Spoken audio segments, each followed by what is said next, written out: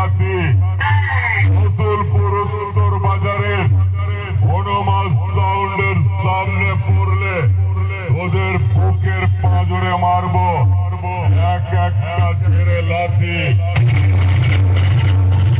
তখনই তুই দেখতে পাবি শ্মশানে জ্বলছে তোর চিতায় বাতি।